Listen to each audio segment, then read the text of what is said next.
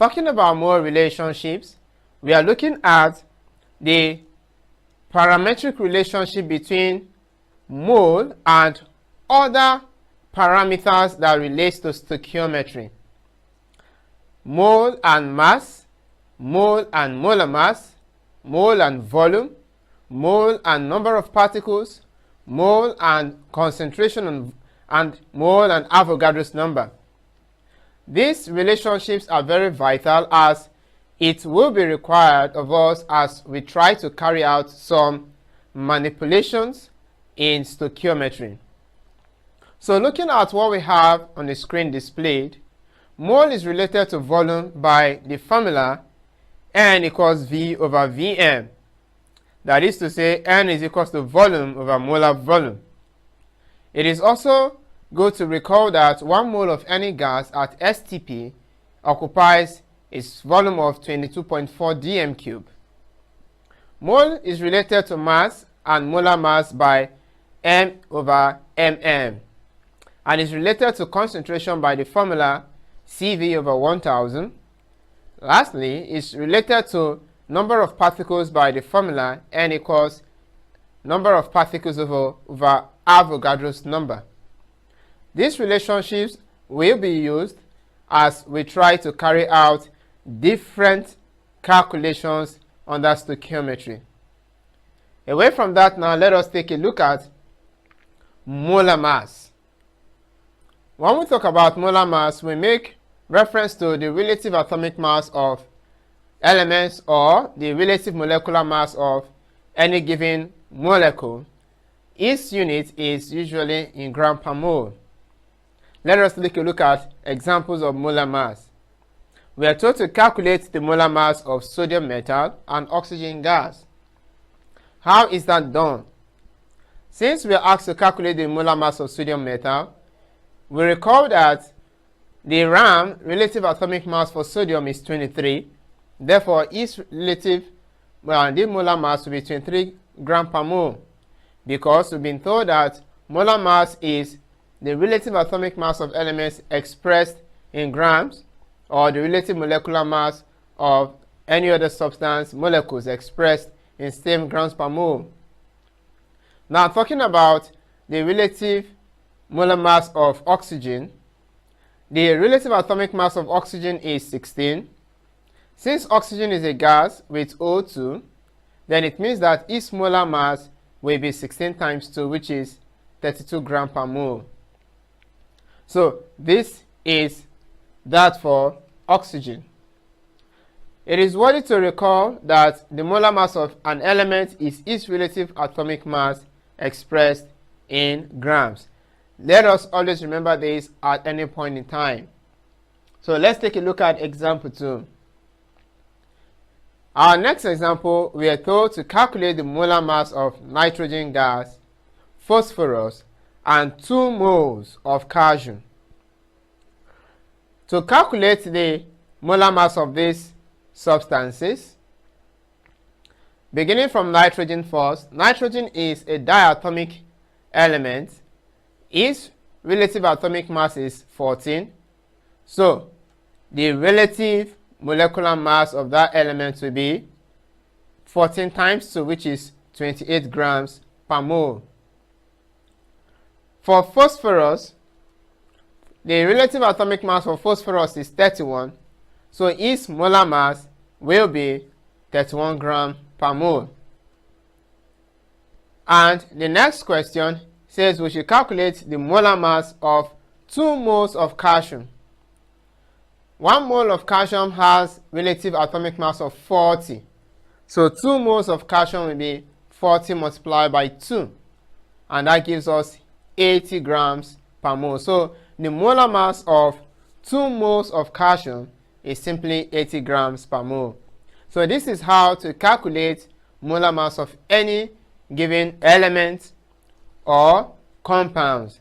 Now let us take a look at more examples that had to do with the molar mass of some compounds. We are asked to calculate the molar mass of the following compounds: sodium carbonate, ammonium chloride, calcium carbonate, and zinc sulfate. and in parentheses we have been given their relative atomic masses. Sodium is 23, carbon is 12, oxygen is 16, nitrogen is 14, hydrogen is 1, chlorine is 35.5. We are not expected to round it up.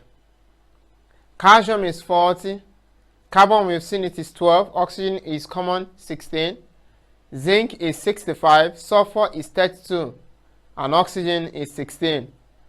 So these are all the relative atomic masses of these individual elements provided in the brackets. So how do we go about calculating the molar mass of each of these compounds? To do so, we simply have to sum up their individual atomic masses. And summing up the atomic masses will put to cognizance elements that are appearing twice, 3 times, or even more. So put that into cognizance, and we are going to multiply their relative atomic masses by the number of times they are appearing in that compound, so to say. So let us take a look at how to solve the questions above.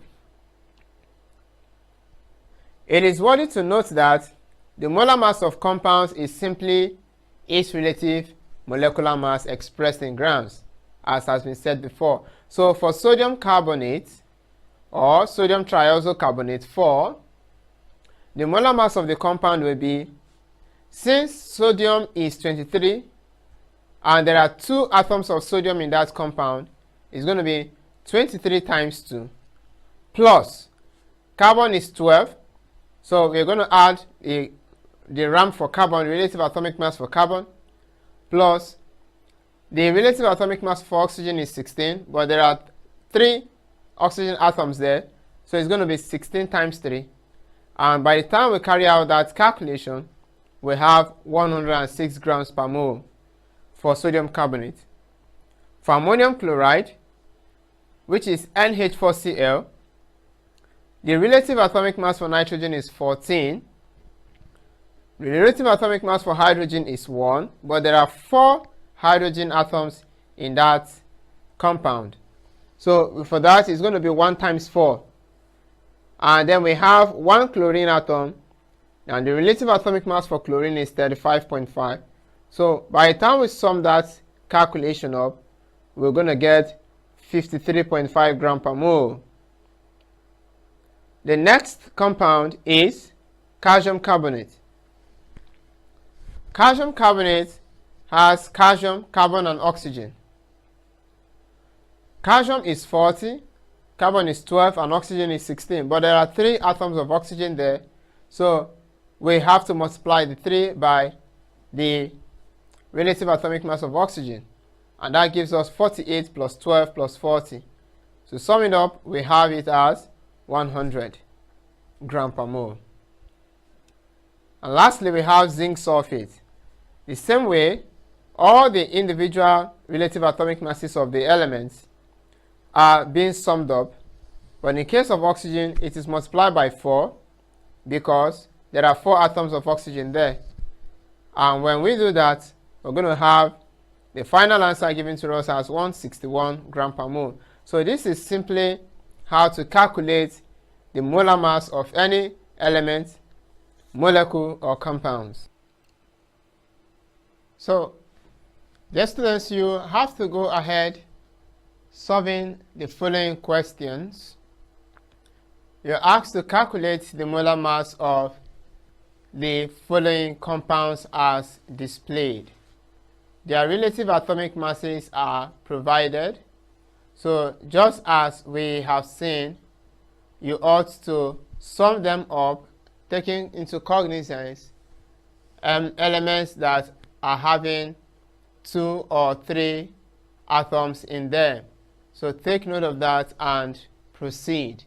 You can send your answers to us, as we shall be waiting to receive them as due.